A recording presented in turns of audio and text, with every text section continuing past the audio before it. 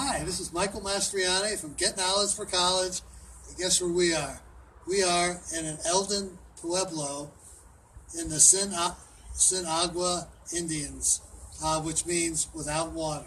And I'm here and I'm interviewing Brian, who is a counselor in a Navajo high school for 32 years.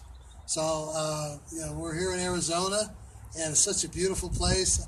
I thought I would like to find out a little bit about the Navajos and share it with you. So Brian, what do you see as some of the strengths of the Navajos from all your experience?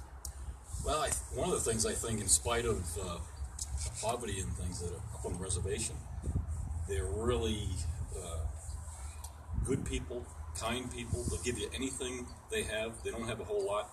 So in that way, they're really generous with other people. They're also really close-knit families, really close. They'll live in family units throughout the reservation. A lot of the kids will go off to school, and they'll come back before the first semester's over, things like that. So that's not really a strength. But so what are the different kinds of high schools that Navajo students can go to? Well, there are different schools up on the reservation. They have public schools that are run by the state of Arizona. There are Bureau of Indian Affairs schools, and that was the school that I was at, and it's run by the federal government. There are also charter schools up on the reservation, and we're in Flagstaff right now, and I'm about 3 hours away from the school that I was working at. And so a lot of them will come down here and stay in the dormitory over by Lowell Observatory, and they'll attend the public schools here in Flagstaff. So they have a lot of choices in schools up there. So why do you think that Navajos in general are not very successful when they go away to college? Well, the thing that I just mentioned about them being really close-knit families, a lot of them are not used to going off the reservation and being on their own, being away from the families. So it's really hard for them to thrive outside of the reservation.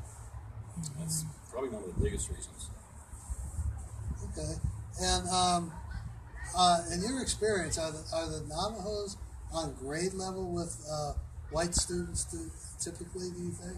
Well, my experience was when they were coming into high school, a lot of them were 5th, 6th grade reading levels, and we're expected to bring them up to par by the time they're seniors. And so they really struggle with reading, and that's also one of the effects, or it has an effect on them going away to school.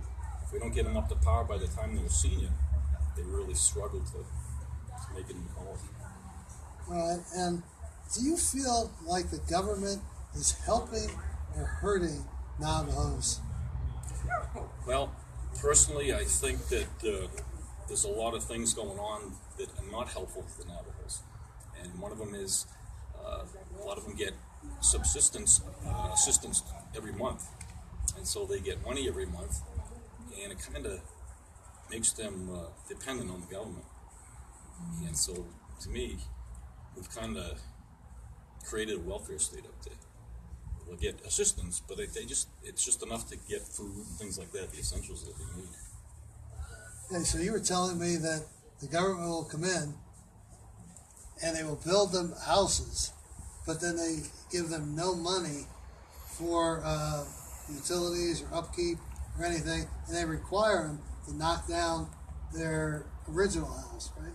Right. A lot of the Navajos still live in these one-room hogans. It's a 6-sided hogan.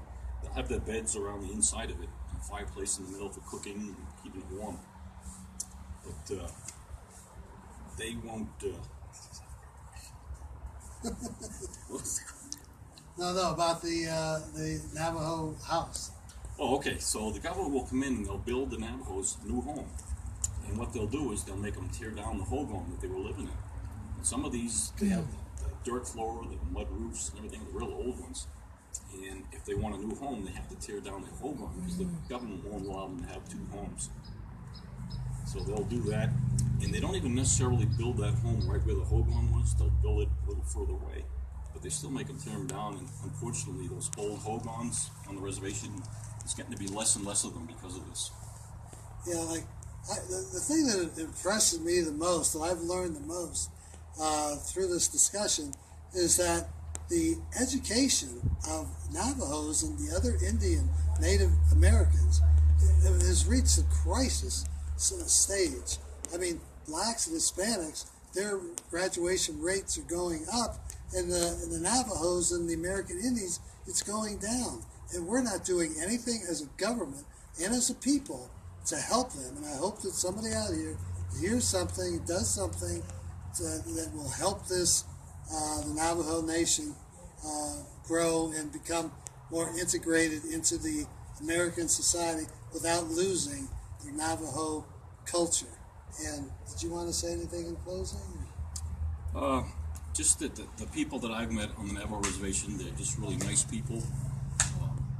They seem content. It's not like they're angry about not having a whole lot of money and things like that. Really nice people. Like I said before, they'll give you anything. They don't have much, but they'll give you anything. That's great. Got invited to many weddings and things like that while I was up there. They're just really nice people. All right, thank you.